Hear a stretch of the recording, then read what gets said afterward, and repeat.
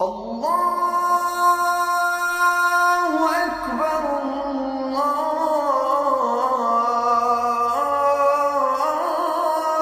الله أكبر أشهد أن لا إله إلا الله.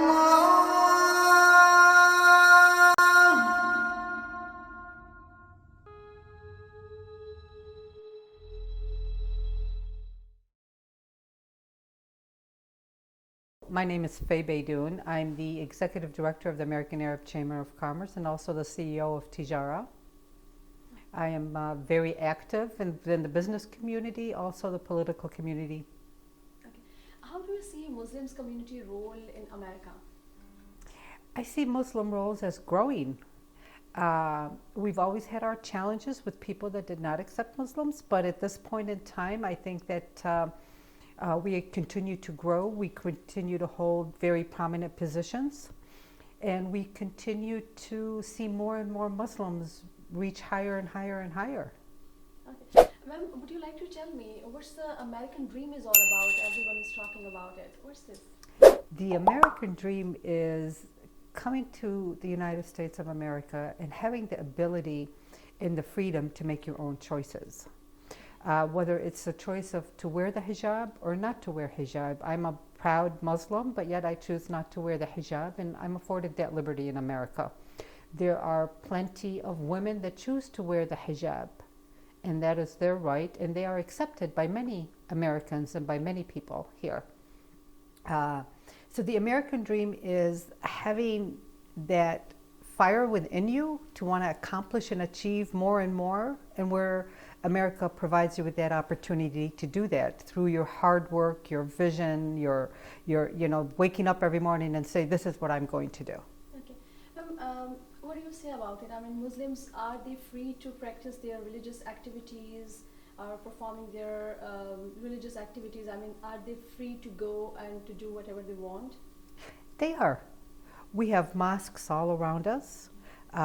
You go all over the United States of America in towns that you've never heard of, and you will see mosques and you will see populations of Arab Americans. I'm sorry, I didn't mean to say Arab Americans, but Muslims in general. The very first Muslims came to the United States on the slave ships. We can't forget the Africans that came here that were Muslims, but were denied to practice their religion. And since then, and after we've established the Constitution and everything that we've done, things have changed. And now we are free to practice whatever religion we want and so forth. You still have a small majority of people that do not accept this, but I truly believe that the majority of people in the United States do accept it. Okay. How do you see Muslims? I mean, they are running offices and they are be the part of political system. Very proud of them. I think that I am very proud of the fact that they are proud of who they are, that they are proud of the fact that they are Muslims, they're proud of their heritage, and this is what the United States is made up of. It's different people from different cultures. None of us were here. We all came here from another country, but yet we all seem to blend in, but yet maintain our own identity. Muslims have now, have the confidence overall to where we see ourselves, yes, we do fit in. Yes, we can become a governor of a state. We can become a congressperson. We do have representatives. We do have different people in different positions. We have mayors. We have city council people. And we even have congress people. Congressman Keith Ellison is a proud Muslim. That his district is majority Christians, but yet he seems to get reelected and reelected. After 2016, after 2016 presidential election and ban on Muslims countries, there is misconception in the mind of Muslims world that Muslims living in America, they are not happy, they are not treated equally. Is it true? We have our challenges, but that does not mean that we are not happy. The law says that we are to be treated equally. But again, it's that small majority that might make a lot of noise, but it's up to us as to how do we deal with that? How are we going to handle people that do not accept us?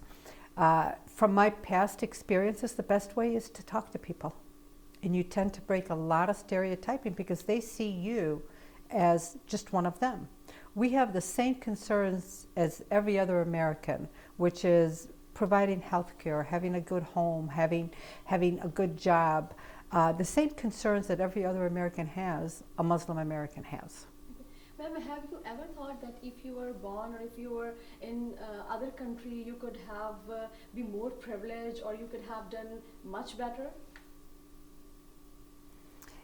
I think that depends on the country. But I think that this country does provide us with a lot of opportunities because of the way that it is structured. So you're happy here? Yes. Okay. Now, would you like to say something to our youth? I mean, when we talk about youth, it's not the youth in America only, or it's not the Muslim youth in Pakistan or Afghanistan or Yemen or Somalia. I'm talking about youth in general. What should be done to keep Muslim youth away from activities like drugs, like extremism? What can be done?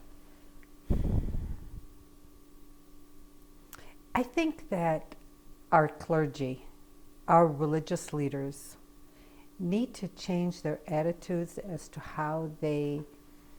to the programs that are offered at our mosques and the programs that are offered in the centers, to where they are building confidence in our youth, to be proud of who they are, and to provide them with opportunities that exist within each one of the country. I think that this millennium age is wonderful. I am so fascinated by them because they do not sit on the sidelines and wait for their turn. Our current youth is out there, they're participating. Look how young our world leaders are. Look at the youth that said, no, you're not doing anything about gun violence, but we are going to. And they started marching and they've created this big movement. And I think there's more to be seen. I think more of that is to be seen across the world, and it's going to come gradually. What do you think, in your point of view? I mean, mashallah, you are a successful woman and you are a role model for youth as well. So, what Muslims should do to make their perception better in the eyes of Muslims, in the eyes of Western world? I mean, have that conversations. Don't be afraid to reach out and to talk to non-Muslims. Talk to your neighbors that are non-Muslims. Again, the only way to break the stereotyping about Muslims is by understanding, is by talking and letting them see that you're one of them, and that at the same time, that wearing the hijab does not restrict you. That is a show of strength, in my opinion. When you wear the hijab, you are showing the strength. You are showing your faith, but it does not mean that you are an enslaved woman. It's the total opposite. You are a woman that is free to choose what it is that you want. okay. And what would be your message, or anything would you like to say to the Muslim world? To the Muslim world. To the Muslim world, we are a growing religion that has strong foundations, and that we need to be more united in order for us to have a peaceful world. Okay. Anything else? Not really. I just wanted to just elaborate more on religious freedom here. Okay. Okay. Yeah. And if you can give any examples, even from the past, of Muslim contributions. Sure. Okay. Muslim contributions. You didn't tell me that yesterday. I would have done homework last night.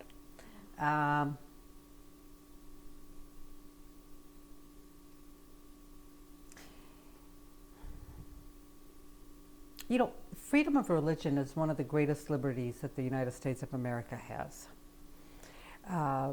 It provides you with the opportunity to practice whichever religion that you choose to practice. But it also provides you the opportunity to coexist together in one land, but also at the same time practicing the religion of your choice.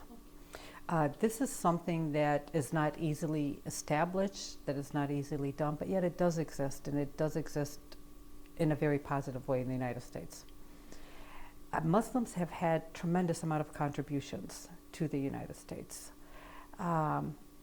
The African American Muslims have established a museum that highlights the people that first came, the Muslims that first came to the United States when America was first being built over 200 years ago. And one of those was a prince from one of the African countries. So there is a lot of contributions that Muslims have made to building the United States of America. Thomas Jefferson had a Quran that had his initials on it, that he read and that he used a lot of it. If you go to the Thomas Jefferson Memorial in Washington, D.C., you will see Islam is one of the things inside his dome. So Islam, in its very quiet way, has had a very strong influence on the United States and on our founding fathers. Anything else? Well, but somebody told me that a lot of laws are probably more Islamic than in the Islamic world they're using here. Yes, So there's a tremendous amount of policies and laws that get established in the United States that mimic, that are very much the same as they are in our Muslim religion. But yet, that is not highlighted, but yet it exists. So, anything else? That's it. Did I do good? What else would you like me to say? You say it and I'll repeat it. No, No. I don't want that. I thought you should give me your opinion. Well, I thought I did. I'm sorry. Yeah. So if you want to add something to it, yeah, go ahead. I wouldn't mind to whatever conversation we had. You know, the one thing that I would like to add is that I'm very, very proud of our, I have to say, when I came to the United States, I was 6 years old. Okay. And growing up here, there was not a lot of women wearing the hijab or people that freely would say, I'm a Muslim, or I'm this, or I'm that. And there was only one small mosque. Now, there's a large amount. We have numerous mosques in our neighborhoods all throughout the United States. And the young generation no longer shies away from wearing the hijab. Okay. They find the strength in it, they find the community that accepts it, and therefore you see a larger number of women that wear the hijab, a larger number of men that might grow their beards or that might not be ashamed of who they are or what they are, and that will do the tattoos and different things.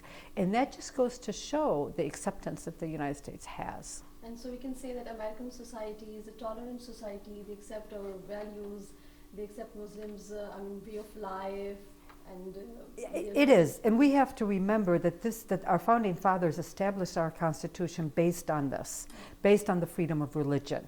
We will have presidents that will come and go, and some presidents might not be as tolerant or not have the same views as others, but at the end of the day, that is what our founding fathers established this country on.